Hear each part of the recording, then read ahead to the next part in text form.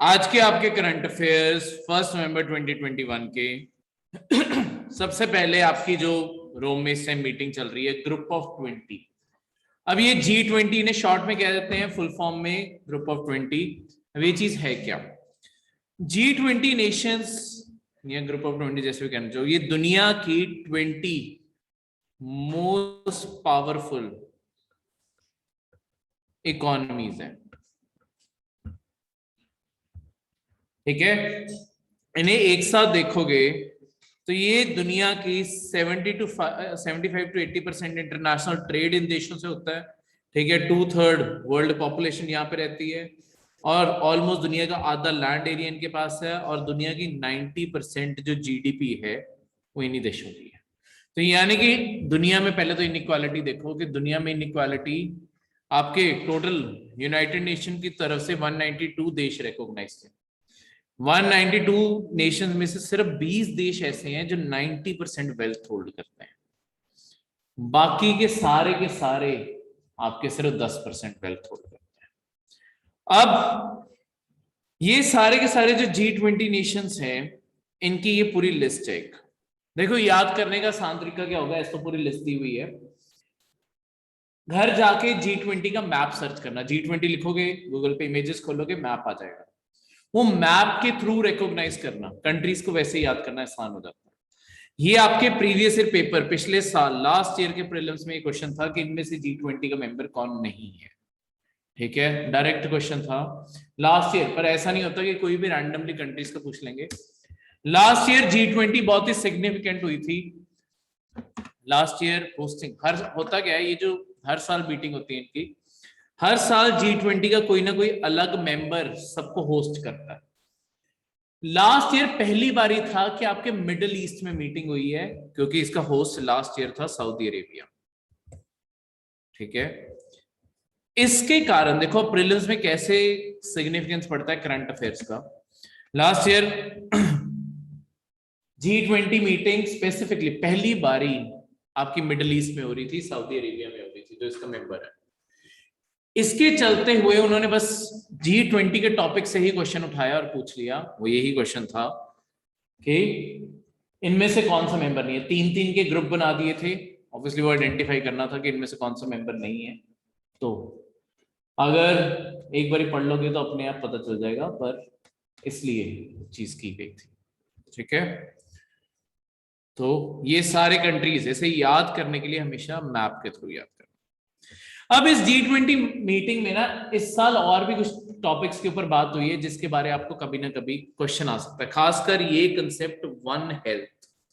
ये कंसेप्ट आपका प्रीलिम्स में या इवन मेंस में कभी क्वेश्चन बन सकता है। वन हेल्थ क्या होता है कि देखो, अभी जो हम अपनी हेल्थ लगा के चलते नहीं, कोविड के बाद क्योंकि वन हेल्थ का कंसेप्ट बहुत ज्यादा प्रोमिनेंट हो गया। पहले इतना ज्यादा कोई ध्यान नहीं देता था, पर ये अब ये करंट अफेयर्स के अंदर बहुत सारे एडिटोरियल्स के अंदर आ चुका है। करंट अफेयर्स के अंदर अब मीटिंग के अंदर बात हुई है तो और भी इंपॉर्टेंट हो गया। वन हेल्थ क्या होता है कि देखो, अभी हम जब भी हेल्थ देखते हैं, हम देखते हैं कि हम ह्यूमंस हमारे किन चीजों से इम्यून सिस्टम कैसे डेवलप हुआ है, कैसे नहीं हुआ। पर health as a holistic concept देखने की जरूरत है। हम बीमार पड़ते क्यों हैं? हमारे आसपास इन्वायरमेंट गंदी होगी, या अगर मैं एनिमल्स के कांटेक्ट में रहता हूं, अगर एनिमल्स को कोई बीमारी है वो मुझे भी लग सकती है। तो अगर मैं सिर्फ ये ना देखूं कि मुझे ह्यूमंस की हेल्थ कैसे ठीक रखनी है, मैं ओवरऑल पूरे इन्वायरमेंट की हेल्थ देखूं, उसके अंदर सारे प्लांट्स, एनिमल्स, क्लीन एयर, हर चीज को एज अ हेल्थ कंपोनेंट मानो। अगर ये सारी चीजें ठीक रहेंगी, हमारी हेल्थ अपने आप ठीक रहेगी। तो वन हेल्थ में हम ये सेगमेंट्स को अलग अलग डिवाइड करके नहीं पढ़ते, हम सारी की सारी environment as a single health component देखते हैं कि हम भी और हमारे साथ साथ जितने भी ये कंपोनेंट्स हैं वो सब हेल्दी रहेंगे तो हम भी हेल्दी रहेंगे। क्लियर है? वन हेल्थ का कंसेप्ट समझ आ गया? कभी प्रीलिम्स में ऑप्शन बन के आ जाएगा, कर लोगे ठीक। ये इंपॉर्टेंट चीज है, इस कारण ये क्वेश्चन बन सकता है।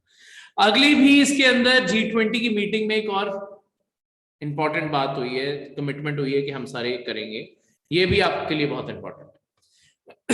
कॉर्पोरेट मिनिमम टैक्स सेट करने की बात हो रही है। ये क्या होता है? देखो इस टाइम दुनिया में क्या हो रहा है, आपकी ना जो प्राइवेट कंपनीज है, जो बड़ी बड़ी कॉर्पोरेशंस हैं, ये ना टैक्स की बहुत बड़ी चोरियां करते हैं।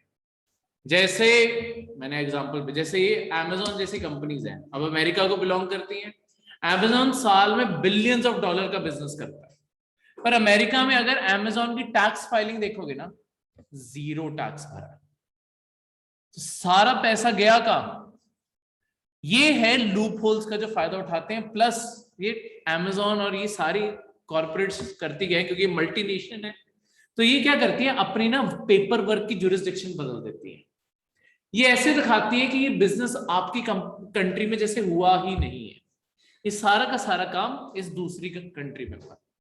या हमारे ना देशों के बीच में ना आपस में ना एक ट्रीटीज कुछ साइन है, जिसे कहते हैं डबल टैक्सेशन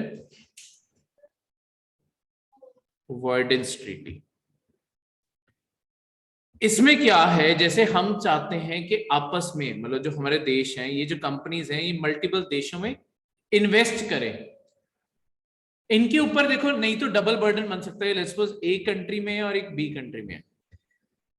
ये जो भी आपकी कंपनी थी वो इसमें रजिस्टर्ड थी, इस कंट्री को बिलोंग करती थी, उसने इस कंट्री में भी अपना बिजनेस किया।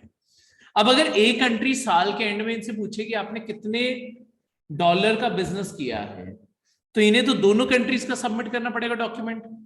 अगर लेट्स सपोज इन्होंने कहा कि अच्छा पूरे साल में आपने 100 बिलियन का बिजनेस किया और इसके मुताबिक हमारा 15% हिस्सा दे दो, इस कंट्री के अंदर, चलो ज्यादा बिजनेस नहीं, 90 इसी के अंदर हुआ था, 10 बिलियन का इस कंट्री के अंदर हुआ था।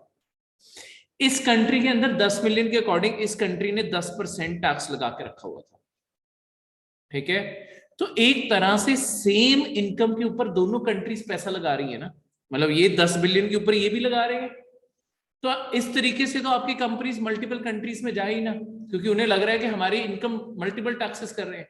या ये भी कह दे कि हमें अपनी पूरी इनकम का हिस्सा दो, तो यहां तो 100 बिलियन का फिर से 10%, तो इन्हें तो घाटे घाटा है। तो इन्हें इंकरेज करने के लिए कंट्रीज क्या करती हैं, डबल टैक्सेशन अवॉइडेंस ट्रीटी। ये क्या करती है, कंट्रीज ने लिस्ट बना लेती है, कौन सी चीजों, कौन सी कंपनीज, फैक्ट्रीज के ऊपर हम टैक्स लगाएंगे, कौन सी कंपनीज के ऊपर आप लगा लेना, हम आपस में ऐसे ट्रीटी कर लेते हैं। पर प्रॉब्लम कहां पे आती है, जब कुछ कंट्रीज ये टैक्स ना 0% कर देते हैं। हम कह देते हैं कि लेट्स सपोज हम ए कंट्री थे, हम कह देते हैं कि आपकी यहां से कोई भी कंपनी, हमारे आपकी रजिस्टर्ड कंपनी हमारी कंट्री में आके बिजनेस करेगी, हम उसके ऊपर कॉर्पोरेट टैक्स ही जैसे लगा लो, हम 0% लगाएंगे, पर आप लगा लेना। एग्रीमेंट हो गया कि हम आपको कॉर्पोरेट टैक्स लगाने की परमिशन दे रहे हैं, ये 100 बिलियन आप काउंट कर लेना, हम नहीं करेंगे। एग्रीमेंट हो गया। पर इनके यहां पे 100 बिलियन कॉर्पोरेट टैक्स 0 हुआ, तो वो हमारे यहां पे आके बिजनेस भी कर गए। टैक्स इस कंट्री में देना था बी में, यहां पे भी कुछ नहीं दिया, तो यहां पे कंपनीज पैसा सारा बचा जाती है। वो अपने आप को रजिस्टर ऐसे करवाती हैं जहां पे एक तो ट्रीटी साइन पड़ी हो, और दूसरा एक साइड पे आपके टैक्सेशन या तो बहुत ही कम हो या 0% हो। जैसे इंडिया में सबसे ज्यादा एफडीआई कुछ साल पहले तक आपके आती रही है मॉरिशस से। मॉरिशस ना इत्तू सा देश है मैप पे, और वो बिलियंस ऑफ डॉलर हर साल इंडिया में इन्वेस्ट कर रहा है। उसकी जीडीपी भी उतनी नहीं है जितनी वो इन्वेस्टमेंट इंडिया में बेच रहा है।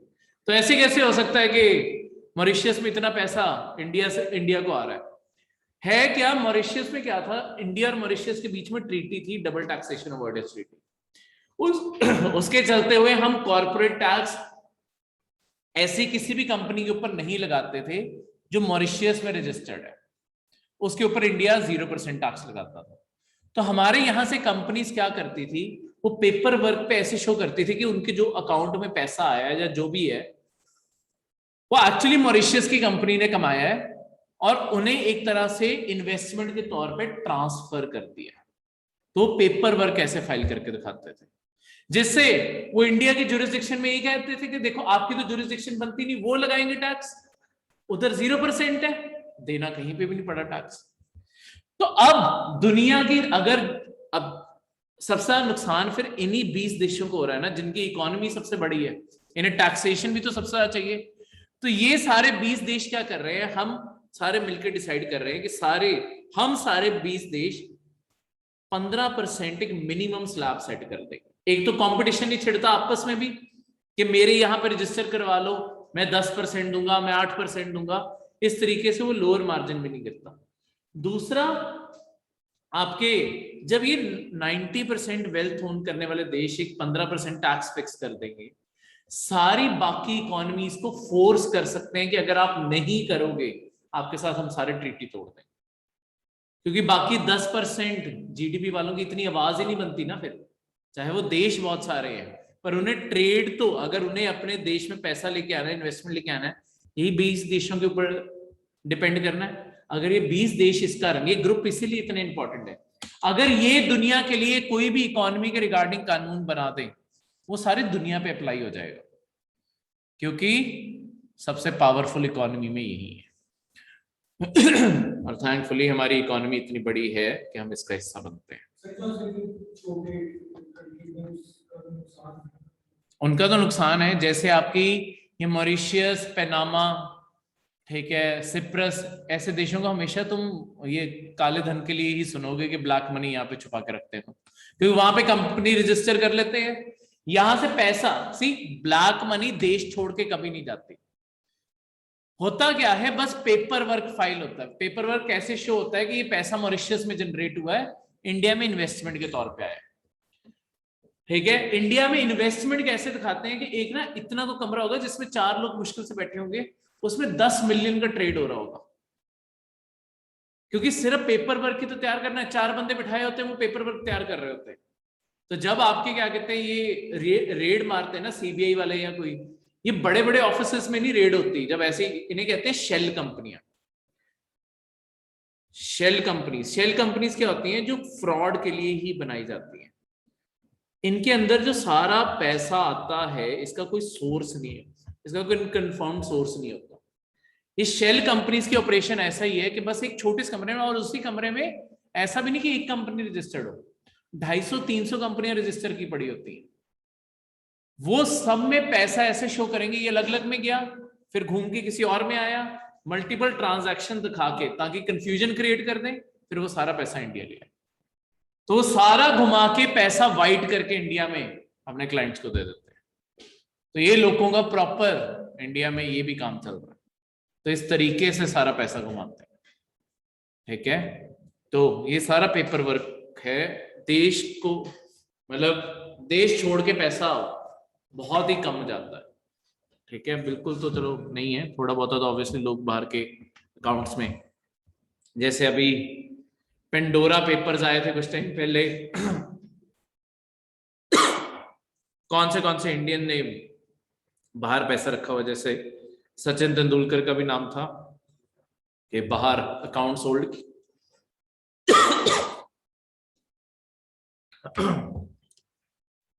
सॉरी, एक मिनट।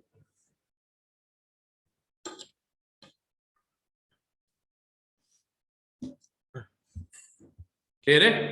तो इस तरीके से अब आपका सेकंड करंट अफेयर है Mahatma Gandhi national rural employment guarantee act 2005। ये ऊपर वाले में यही सब कुछ जो मैंने अभी आपको समझाया, कॉर्पोरेट मिनिमम टैक्स यही है। एमजी नरेगा, ठीक है, ये स्कीम बहुत ही, ये गवर्नमेंट की फ्लैगशिप स्कीम है, one of the main schemes है। इससे रूरल एरियाज में ही सिर्फ एक तो अप्लाई किया जाता है, दूसरा इसे हम इसलिए फ्लैगशिप माना जाता है क्योंकि ये हमारे इंडिया में गरीबी कम करने में हेल्प कर रही है। कैसे गरीबी कम करने में हेल्प कर रही है? ये सोशल सिक्योरिटी मेजर है, वही गरीबी कम करने की। ये एक तरीके से स्कीम प्रोवाइड करती है आपको राइट टू वर्क। कोई भी इंसान जो काम करना चाहता है, ठीक है, इसमें कोई बाउंडेशन नहीं है कि सिर्फ गरीब होने चाहिए, कोई भी इंसान जो काम करना चाहता है और वो मैनुअल लेबर, हाथ से काम करने को तैयार है, उसके अंडर जाके रूरल एरिया में अगर वो रहता है तो रजिस्टर कर सकता है।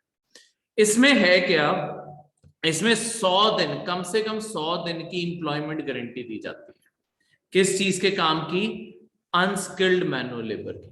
देखो, आपको कोई स्कीम, आपको कोई स्किल नहीं होनी चाहिए आप में, आप बस कोई हाथ वाला काम कर सकते हो, बस इतना आप कैपेबल होने चाहिए। अनस्किल्ड वर्क के लिए 100 दिन की गारंटी दी जाती है एक पूरे परिवार को, एक हाउस होल्ड को, ठीक है, सारे एडल्ट वॉलंटियर्स को अपनी मर्जी से आए जिसे करना है, पूरे परिवार का मतलब टोटल करके 100 दिन परिवार को मिलेंगे, चाहे वो अब एक बंदा ले ले चाहे घर के 4 एडल्ट्स ले ले, मिलेंगे 100 दिन। इसके कारण हम ये इंश्योर करना चाहते हैं 100 दिन की उन्हें लेबर मिलेगी तो 100 दिन उनके घर पे पैसा तो जाएगा, भूखे तो नहीं मरेंगे वो। हम इस कारण ये स्कीम अप्लाई कर रहे हैं। इसमें मतलब अनस्किल्ड लेबर किस हद तक अनस्किल्ड रही है, जब ये स्कीम शुरू हुई थी ना तब तो गवर्नमेंट को आइडिया ही नहीं था, अभी भी कई जगहों पे आइडिया नहीं है कि काम क्या करवाएं। स्कीम शुरू करनी थी, रूरल एरियाज में पैसा देना था। अब देखो ऐसा नहीं होता कि पैसा सबको क्यों नहीं दे रहे, मतलब ऐसा क्यों है कि एक तरीके से पैसा इसमें क्यों बांट रहे हैं। इंडिया में ज्यादातर गरीब हमने देखा रूरल एरियाज में रहते हैं, और दूसरा एक गरीब को अगर 500 रुपए देते हो तुम पूरे दिन की दिहाड़ी का, उससे जाके करना क्या उस पूरे 500 रुपए का, अपने घर के लिए खाना खरीद लेगा, ठीक है, अपनी वो छत रिपेयर करवानी थी, कुछ करना, लग्जरी थोड़ी कर सकता है वो पैसा अल्टीमेटली आपकी इकोनॉमी में भी जा रहा है, तो आपकी इकोनॉमिक ग्रोथ भी देश की हो रही है। क्योंकि अगर लेट्स सपोज वो बंदा कहीं से खाना खरीदता है तो कहीं पे खाना वो सारे के सारा राशन भी तो आ रहा है, आगे कहीं फार्मिंग की प्रोडक्शन हो रही है, तो पूरी सप्लाई चेन में पैसा आ गया ना। वैसे ही अगर वो अपनी छत रिपेयर करवाता है, कैसे टिन खरीद के लाता है, कुछ भी खरीद के लाता है, टिन इंडस्ट्री को ही पैसा जा रहा है वो।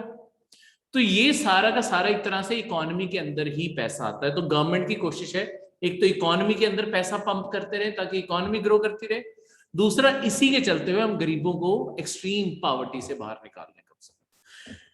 तो जब सरकार ने स्कीम शुरू की तब सरकार को कोई आइडिया ही नहीं था काम करवाएं क्या, तभी ये अनस्किल्ड है।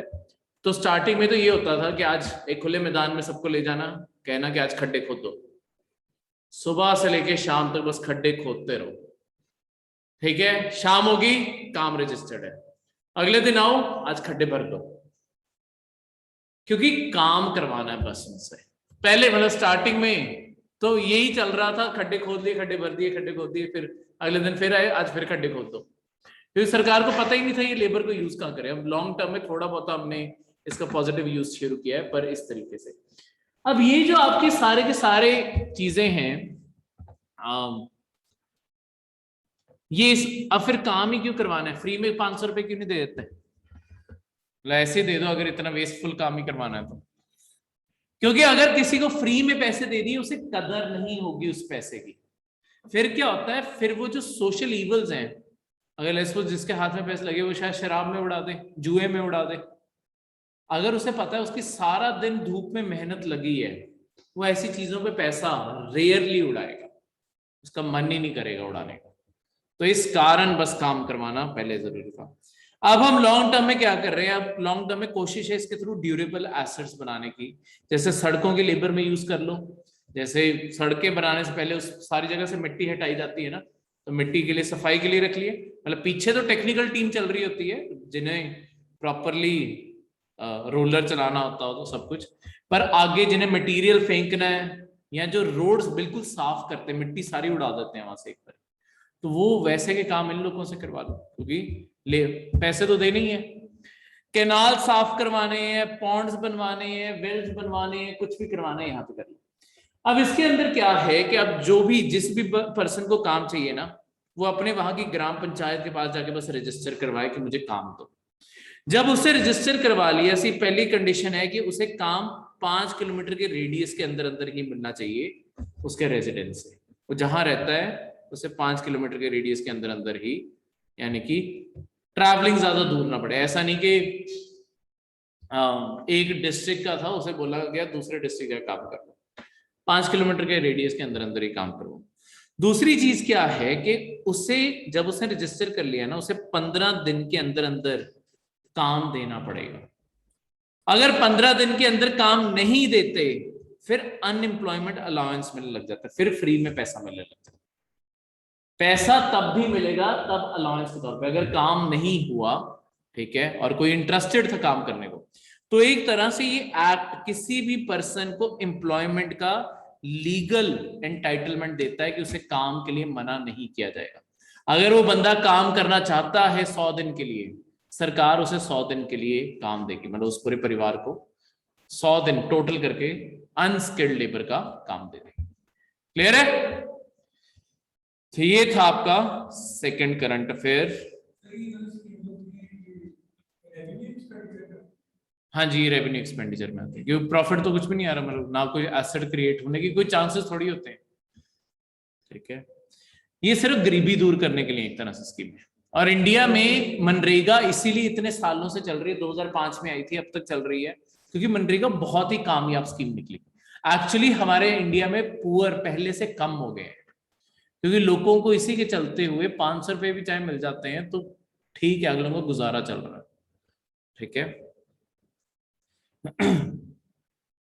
नेक्स्ट करंट अफेयर है ब्रह्मोस के बारे में।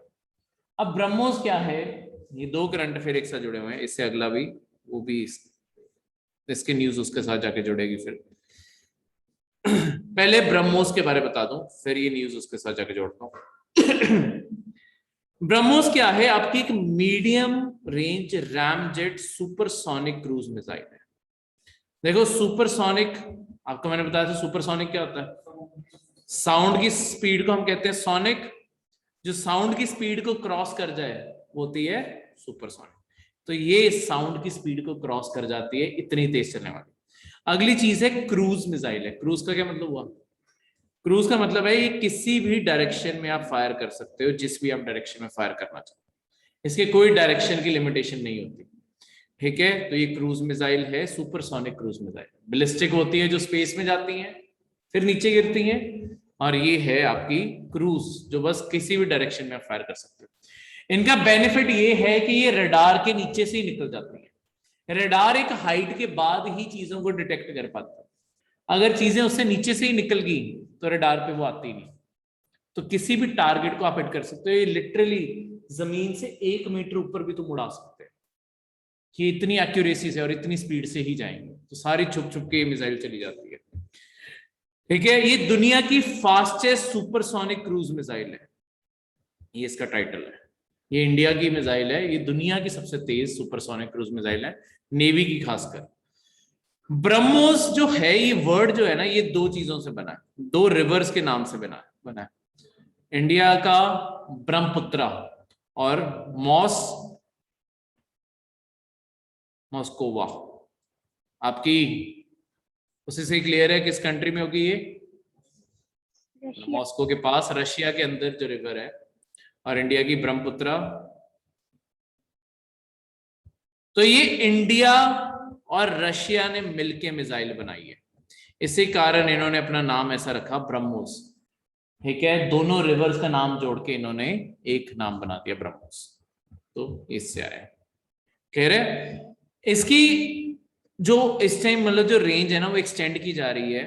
ठीक है, अभी 650 किलोमीटर तक तो पहुंच चुकी है, 2019 में अपग्रेड हो गया था, और अब कोशिश की जा रही है 1500 किलोमीटर तक इसकी रेंज एक्सटेंड हो जाए। ये रेंज कैसे एक्सटेंड अब कैसे हो रही है? एक ना इंडिया ने एग्रीमेंट 2016 में ना, एक हम एग्रीमेंट, एक चीज का मेंबर हम बन गए थे, missile technology control regime, MTCR जिसे शॉर्ट में कहते हैं। आपको डायरेक्टली क्वेश्चन आ सकता है MTCR क्या है, ये किसी करंट अफेयर में पूरे डिटेल में पढ़ेंगे। देखो होता क्या है, जिन कंट्रीज के पास टेक्नोलॉजी है 300 kg, एक मैं MTCR का एग्जैक्ट फैक्ट कंफर्म करूं।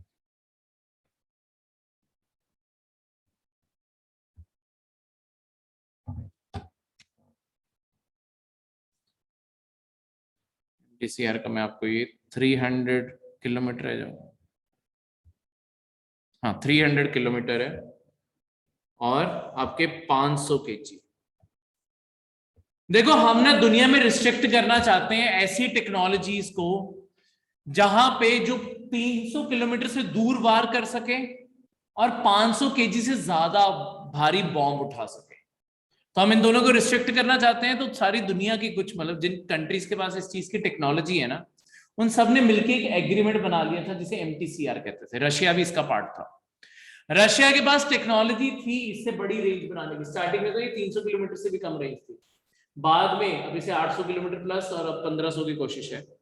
2016 के बाद इसकी रेंज बढ़ाई गई, क्योंकि रशिया ने फिर मान लिया, मतलब जब भी हम जब MTCR का पार्ट बन गए जो कंट्रीज एमटीसीआर का पार्ट है वो आपस में टेक्नोलॉजी एक्सचेंज कर सकती हैं इनकी, ये 300 किलोमीटर से ज्यादा की रेंज और 500 किलोमीटर से ज्यादा आपका भारी बॉम्ब, पर और किसी नॉन एमटीसीआर कंट्री को कोशिश करनी है कि ना दे। जरूरी नहीं है, बाइंडिंग नहीं है ये एग्रीमेंट, कोशिश करनी है कि ना दे, ताकि दुनिया में वेपन्स का स्प्रेड रुक जाए।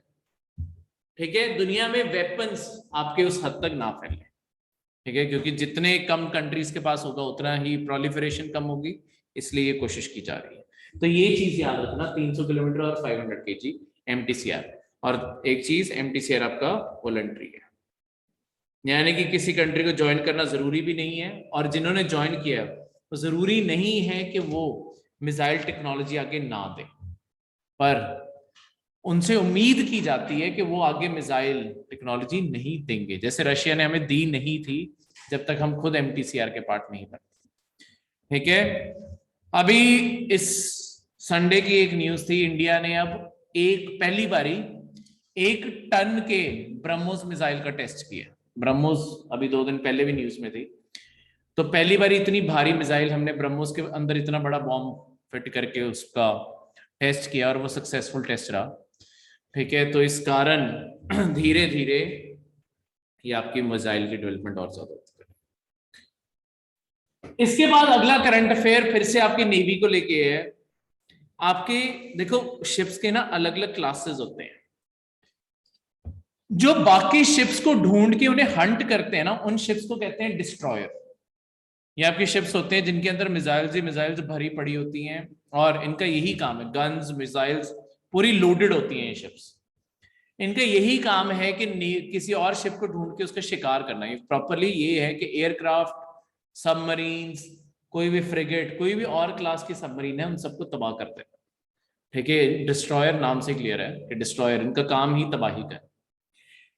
हमने अलग अलग ना क्लास, आपके ना अलग अलग प्रोजेक्ट शुरू हुए हैं। ये प्रोजेक्ट 15B, आपको क्वेश्चन आ सकता है ये प्रोजेक्ट 15B क्या बनाने के लिए। ठीक है, प्रोजेक्ट 15B आपका अप्लाई किया जा रहा है डिस्ट्रॉयर्स बनाने के लिए, कोलकाता क्लास डिस्ट्रॉयर्स बनाने के लिए खासकर। ये कोलकाता क्लास क्या है, देखो हम एक मॉडल बनाते हैं शिप का कि कैसे कितने वेपन्स होंगे, कितनी मिसाइल्स होंगी, कितना बड़ा बेस होगा, मतलब एक कॉमन मॉडल तैयार कर लेते हैं, उसे एक नाम दे देते हैं कि इस क्लास की जो इस कॉन्फ़िगरेशन की वेसल होगी, हम उसे किस नाम से बुलाएंगे। ठीक है, एक प्लान तैयार हो गया ना कि कैसे शिप बनानी है, तो उसका नाम हमने दिया कोलकाता क्लास। उसके लिए अब जो इंडिया के अंदर कंस्ट्रक्शन चल रही है, 4 शिप्स बननी है टोटल इसके अंदर प्रोजेक्ट 15B में। तो ये प्रोजेक्ट 15 आपकी स्टेल्थ गाइडेड मिसाइल डिस्ट्रॉयर्स बना के देगा। स्टेल्थ का वर्ड का मतलब क्या होता है? हाँ जी, स्टेल्थ का मतलब क्या होता है?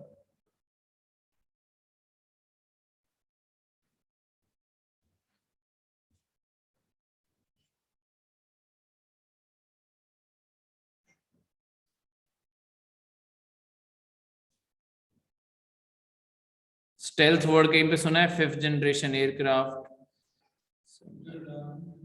बिल्कुल, जो रडार में नहीं आते। स्टेल्थ ऐसी टेक्नोलॉजी होती है जो आपके रडार के ऊपर नजर ना आए। स्टेल्थ का मतलब है जिसका मिनिमम सिग्नेचर हो आपके रडार पे, या तो रडार पे नजर ही ना आए, ये बहुत ही लाइट सा डिम सी दिखाई दे उसके ऊपर। तो ये ऐसे मटेरियल से बनाना, ऐसे डिजाइन से बना रहा, जहां पे रडार अल्टीमेटली किस चीज की, आपकी वेव्स कौन सी हैं वो रडार में? रडार में रेडियो वेव्स है, बिल्कुल, रडार में रेडियो वेव्स यूज की जाती हैं। और रडार कहां पे यूज होता है? सबसे कॉमन यूज आप कहां पे देखते हो? बिल्कुल, जो ये आपके पुलिस वाले खड़े होते हैं ना स्पीड गन लेके, वो भी रडार होता है। वो जैसे ही, मतलब उसके अंदर क्या है, रेडियो वेव्स आपकी छोड़ी, वो जितनी टकरा के जल्दी वापस आएंगी उतनी स्पीड है। तो रडार ऐसे काम करता है, अगर नहीं टकराई तो वो सारी की सारी ऊपर में जा रही है। तो इस तरीके से पता चल जाता है कोई चीज अगर ट्रैवल कर रही है तो किस स्पीड से ट्रैवल कर रही है। तो ऐसे आपके और भी मिशन है, ये आपको पूछे जा सकते हैं, जैसे प्रोजेक्ट 15B। दूसरा मैं आपको एक नाम बता देता हूं, प्रोजेक्ट 75। अब जो शुरू हुआ है वो अल्फा शुरू हो गया। ठीक है, ये है आपका सबमरीन्स बनाने के लिए, इसके अंडर आपकी सबमरीन्स बन रही हैं। 75 अल्फा, अब अल्फा हो गया, पहले आई था, ठीक है, ये चेंज होते रहते हैं, पर ओवरऑल जो 75 नंबर होगा, अगर आपको कभी भी प्रोजेक्ट 15 के नंबर से कुछ भी आ गया, वो डिस्ट्रॉयर है। पेपर में याद करने के लिए एबीसी चाहे पीछे ना याद करो, ये नंबर याद रखना, नेवी ने ये नंबर अलॉट किए हुए हैं इनकी डेवलपमेंट को। प्रोजेक्ट 15 हमेशा डिस्ट्रॉयर से जुड़ा होगा, प्रोजेक्ट 75 जो है वो आपका सबमरीन से जुड़ा हुआ है। आपका प्रोजेक्ट 17A, अब ए चल रहा है 17, ये है आपकी थोड़ी सी हल्के साइज की शिप्स होती है, डिस्ट्रॉयर जैसी दिखती होती हैं, पर ये छोटी होती है साइज में, फ्रिगेट्स, ये तेज चलने के लिए बनी होती है कि बहुत जल्दी डिस्टेंस तय कर जाए। इनके अंदर वेपन्स कम होते हैं, ठीक है, पर छोटे साइज की, क्योंकि साइज छोटा हो गया तो वेपन भी कम हो जाएंगे, पर इनकी स्पीड ज्यादा होती है, तो ये ज्यादा दूरी तक चल पाए और ये बहुत जल्दी मुड़ सके, ये मोबिलिटी और ऐसी सारी चीजों के लिए बनाई जाती हैं। तो ऐसे आपकी सारी, तो एक पूरी नेवल फॉर्मेशन है, इस तरीके से तैयार की जाती है, उसके अंदर सबमरीन्स भी हो, डिस्ट्रॉयर्स भी हो, फ्रिगेट्स भी हो, एक होते हैं आपके लैंड माइन स्वीपर, आपके समुद्र के अंदर भी लैंड माइन्स बिछाई जा सकती है ना, वहां पे भी ऐसे पानी के अंदर सिंक कर देते हैं वो ना, बिल्कुल सरफेस के पास में ही पानी के अंदर ही छुपी होती है, तो अगर वहां से कोई शिप निकल रही होगी, वो वाइब्रेशन से फट जाती है, तो शिप को डैमेज करने के लिए, तो उनके लिए लैंडमाइन स्वीपर होते हैं, वो ऐसी चीजों को ढूंढ के ना उखाड़ के फेंक देते हैं, या उन्हें वहीं पे नीचे डिस्ट्रॉय कर देते हैं, फाड़ देते हैं, ताकि बाकी किसी शिप को डैमेज ना हो। तो ऐसे सारी सारी, और बीच में, सबके बीच में चलता है एयरक्राफ्ट कैरियर, जो सारे के सारे एयरक्राफ्ट को उठा के चल रहा होता है। ठीक है, अब देखो इसके अंदर आपकी टोटल, अब जो प्रोजेक्ट 15B है, इसके अंदर आपकी 4 शिप्स बननी है, जो 4 मेजर सिटीज के नाम पे रखा हुआ है। जैसे जो अभी डिलीवर हुई है उसका नाम विशाखापट्टनम है, ठीक है, INS विशाखापट्टनम डिलीवर हुई है, इसके बाद मोरमुगांव आएगी, फिर इम्फाल आएगी, और फिर सूरत आएगी। ये 4 शिप्स आपकी, 4 डिस्ट्रॉयर। इससे पहले प्रोजेक्ट 15A था, उसके अंदर 3 शिप्स आई थी, कोलकाता, कोची और चेन्नई। यहीं से हमने अगला क्लास का नाम ही रख दिया कोलकाता क्लास, ठीक है, क्योंकि पहली शिप 15A में कोलकाता थी, जो वही सेम मॉडल पे अब बन रही है, तो इस कारण बस एक बार हम टारगेट ले लेते होते हैं कि अगले 4 साल में 4 शिप्स बनाएंगे, अगले इतने साल में इतनी शिप्स डिलीवर करेंगे, तो एक बार मन में टारगेट सेट हो गया ना, अचीव करना आसान हो जाता है, इस तरीके से वो काम करते हैं। ठीक है, क्लियर है। आपका अगला जो करंट अफेयर है, इनफॉर्मल सेक्टर श्रैंक शार्पली इन 2020-21। ये अब कैसे काम करता है, देखो, इनफॉर्मल सेक्टर और फॉर्मल सेक्टर क्या है। फॉर्मल सेक्टर का मतलब है कोई भी जो गवर्नमेंट के अंदर एम्प्लॉय रजिस्टर्ड जब होता है, उसे कहते हैं वो फॉर्मल सेक्टर में है, ठीक है, ये गवर्नमेंट रजिस्टर्ड एम्प्लॉय होंगे, इनके वो प्रोविडेंट फंड, ये सारी जगहों पे कंट्रीब्यूशन जारी होती हैं, pension fund, provident fund, gratuity, ultimately उसमें कंट्रीब्यूशन जो है वो सारी की सारी, उन्हें कहते हैं कि वो रजिस्टर्ड एम्प्लॉय है। बाकी सारे आपके एम्प्लॉयज जितने भी इंडिया में हैं, उन सबको इनफॉर्मल सेक्टर में कहते हैं। जैसे एक सबसे बेसिक एग्जांपल, जो आप कोई भी डिपार्टमेंटल स्टोर जाते हो, वहां पे किसी भी पर्सन को काम करते हुए देखते हो, तुम्हें लगता है उसका provident fund, pension fund cut रहा है, अगर वो कटने लग गया बेचारे को सैलरी क्या मिलेगी। तो हमारे इंडिया की रियलिटी वैसे भी क्या है कि हमारे इंडिया में ना लेबर लॉज बहुत ही कॉम्प्लिकेटेड है, इस कारण मैक्सिमम एम्प्लॉयज को ना रजिस्टर ही कोई नहीं करता। इंडिया के अंदर सिर्फ 10% एम्प्लॉयज रजिस्टर्ड है, 90% एम्प्लॉयज इनफॉर्मल सेक्टर में, यानी कि रजिस्टर्ड ही नहीं होते।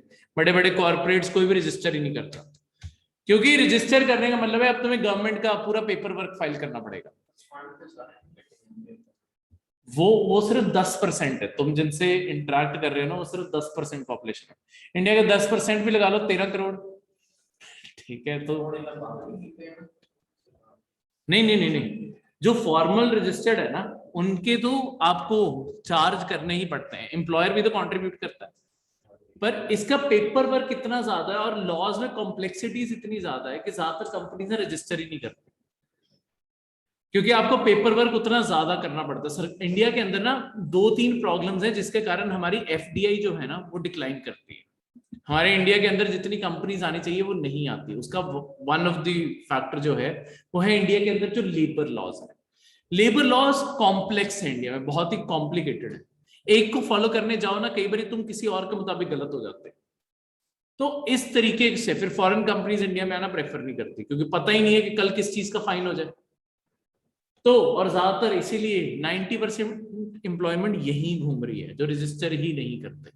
अब 2020 में क्या हुआ, जब आपके सारे लॉकडाउन सब कुछ हुआ, इंडिया में ना एक चीज देखी जा रही है कि आपके इंडिया में ना इनइक्वालिटी और बढ़ गई है। कोविड के चलते हुए अमीर अमीर और ज्यादा हो गए और गरीब और ज्यादा गरीब हो गए। एक आपने रिकवरी सुनी होगी कि अब जब कोविड चल रहा था ना, तब बात होती थी कि आपके जब लॉकडाउन खुलेंगे तो आपकी इकोनॉमीज वापस कैसे रिकवर करेंगी। तो उसके लिए अलग अलग, जैसे कई लोगों ने बोला वी शेप रिकवरी होगी। वी शेप का क्या मतलब है कि अभी आपकी इकोनॉमी डिक्लाइन कर रही है, पर जैसे ही खुलेगी, सारे लोग इतने टाइम से बंद पड़े थे तो सडनली तो वी शेप। कई लोगों ने बोला डब्ल्यू शेप होगी कि पहले अब डिक्लाइन कर रही है, फिर सडनली बहुत ज्यादा बढ़ जाएगी, फिर कुछ डिक्लाइन करेगी और फिर दोबारा से वहीं आ जाएगी। ठीक है, डब्ल्यू एक्चुअली प्रॉपर डब्ल्यू नहीं, इस तरीके से। पर एक्चुअली जो दुनिया की अब फिगर्स आ रही हैं उससे पता चल रहा है रिकवरी हो रही है के शेप्ड इकोनॉमिक रिकवरी। इसका क्या मतलब है, आपकी दो साइड पे ट्रेंड चले गए हैं वेल्थ के। जो तो अमीर थे उनकी इनकम्स कोविड के दौरान भी नहीं रुकी और उसके बाद भी बढ़ रही है। जो गरीब थे उनकी इनकम तब भी गिर रही थी और अब कोविड के बाद और ज्यादा गिर रही है। बस ये डाउन टर्न फैक्टर। तो इसलिए के शेप इसे कहते हैं कि दो अलग अलग ग्रुप्स बन गए कि अमीर अभी भी अमीर हो रहे हैं या वहीं पे खड़े हैं, गरीबों का सबसे ज्यादा नुकसान हुआ इसमें।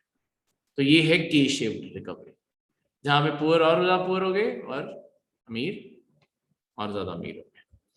तो इनफॉर्मल सेक्टर में यही आज आपके पेपर में भी ये चीज पॉइंट आउट की है कि जब आपकी जॉब्स गई है ना, वो ज्यादातर इस टाइम पे इनफॉर्मल सेक्टर में गई है। क्योंकि एक तो लेबरर्स को काम मिलना बंद हो गया, दूसरा आपकी अगर फैक्ट्रीज बंद पड़ी थी उसके अंदर जो वर्कर्स थे वो उन सबकी जॉब गई। ऐसे लोगों को ज्यादा फायर किया गया है फॉर्मल से। तो इनका डायरेक्टली जो पेन आता है, जो डायरेक्टली हर्ट होता है, ब्रंट आएगा, वो आपके सबसे लोअर सेक्शन के ऊपर ही आता है। ठीक है,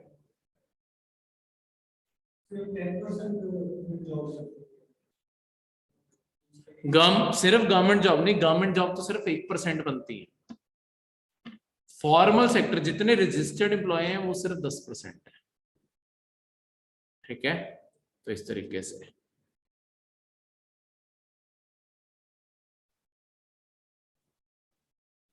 अब अगला आपका करंट अफेयर है इंडस रिवर डॉल्फिन।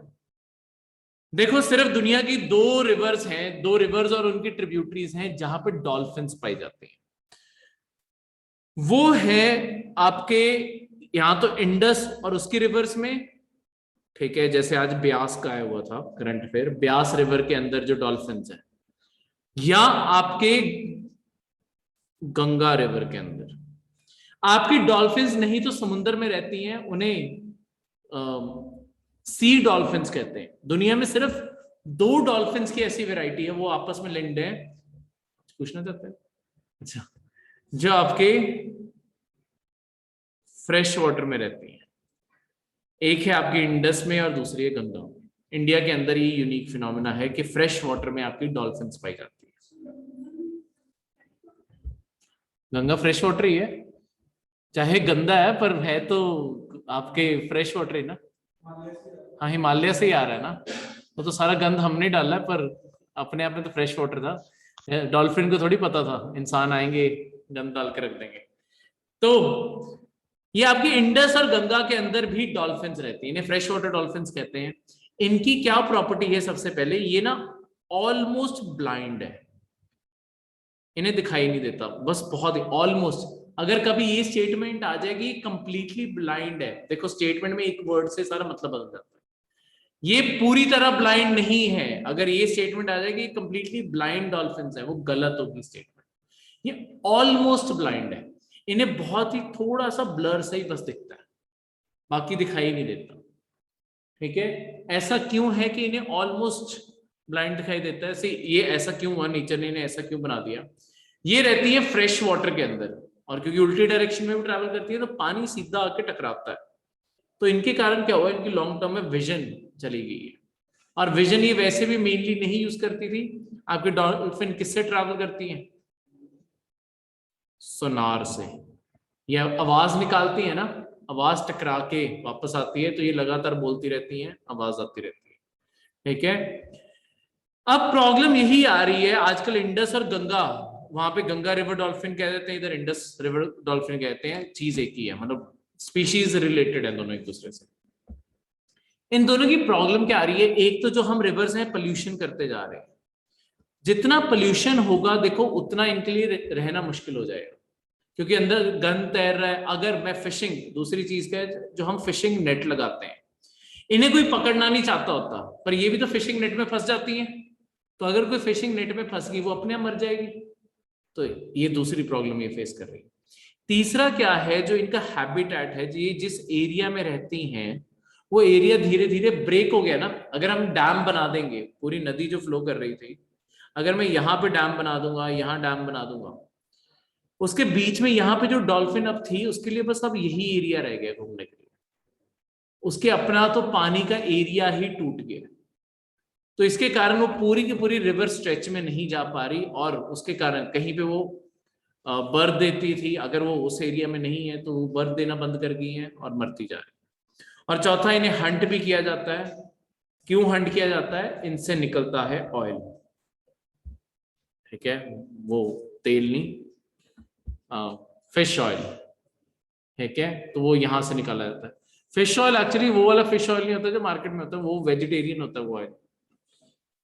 ठीक है, वो जो वैसे फिश ऑयल आता है ना, ओमेगा 3 वाला, उसके लिए कोई फिश मरती नहीं है।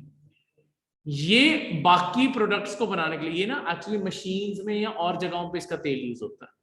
वो जो फिश ऑयल होता है ओमेगा 3 वाला, वो फिश को वैसे कैप्चर पकड़ते हैं एक बारी, उसे वैसे तेल निकाल लेते हैं उसकी स्किन से, और फिर उसे छोड़ देते हैं। फिश अपने आप तेल प्रोड्यूस करती रहती है, तो उससे मारा किसी को नहीं जाता, मतलब ऑब्वियसली निकलता वो उससे, तो अपने आप में बस उसकी स्किन से निकाले जाता है। जैसे हाँ, हम गाय से दूध लेते हैं, वैसे इनसे ऑयल ले लेते हैं, तो अपने आप में वो नहीं है, मांस नहीं है वो। ठीक है, यहां से इनकी खाल से, और कई लोग हंटिंग इसलिए भी करते हैं क्योंकि कुछ लोग इसका मीट खाते हैं, जो गंगा के एरिया में रहते हैं, वो खासकर इसका मीट कई कम्युनिटीज वहां पे खाती हैं, तो वो इसकी हंटिंग करती है। इसे दुनिया में इसी कारण जो इसका स्टेटस मिला हुआ है ना, IUCN। IUCN क्या था? एक international union for conservation of nature. सारी स्पीशीज को ये IUCN जो NGO है, ये स्टेटस देता है कि वो स्पीशीज कितने खतरे में है खत्म होने के। इसे स्टेटस मिला हुआ है एंडेंजर्ड का। ये अपने आप को आपको पॉइंट बन सकता है कि इसे IUCN का कौन सा स्टेटस है। ये स्टेटमेंट्स बन के क्वेश्चन आएगा, तो ऐसे अलग अलग स्टेटमेंट। ऑलमोस्ट ब्लाइंड है, कहाँ पाई जाती हैं, इसका IUCN स्टेटस क्या है, ठीक है, ये सब कुछ क्लियर है। इसे जो इसे क्रिस्टलाइन आई लेंस है, वो इसे इफेक्टिवली ब्लाइंड कर देती है, क्योंकि काम की नहीं है इसकी कोई आंखें से, बहुत ही ब्लर दिखता है।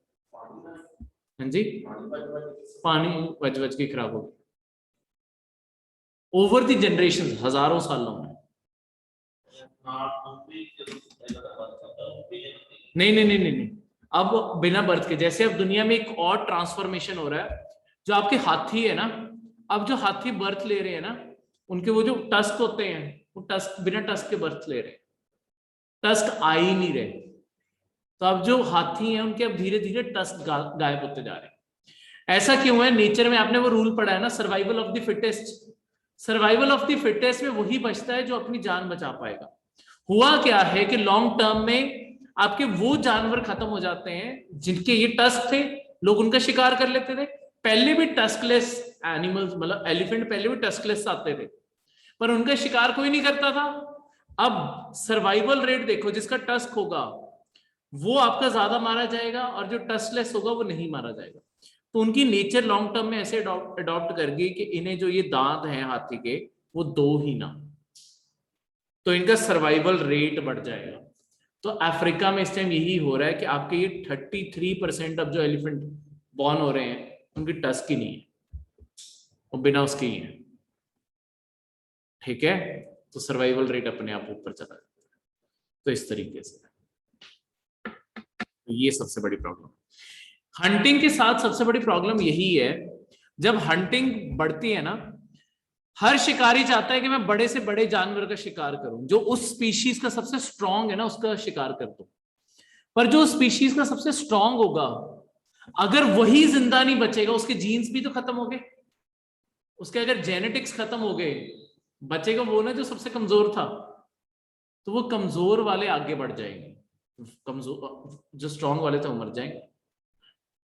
ठीक है, तो यही प्रॉब्लम आपके ज्यादातर एनिमल्स, टाइगर्स के साथ भी यही प्रॉब्लम आ रही है। टाइगर्स की जितनी पहले सेहत थी वो पहले से डिक्लाइन कर गई, क्योंकि हर कोई बड़े से बड़ा टाइगर मारना चाहता था। वो बड़े वाले मार दिए, टाइगर्स लॉन्ग टर्म में छोटे हो गए, क्योंकि छोटे वाले बच के निकल जाते थे, उन्हें कोई नहीं मारना चाहता था। ठीक है, क्योंकि राजाओं को होता था बड़े से बड़ा मारेंगे नाम बनेगा। तो पर हाँ, तो बिल्कुल ह्यूमंस भी तो इसलिए बचे। हम एक्चुअली ह्यूमंस की भी तो 5 स्पीशीज थी, हम जो बचे हैं होमो इरेक्टस।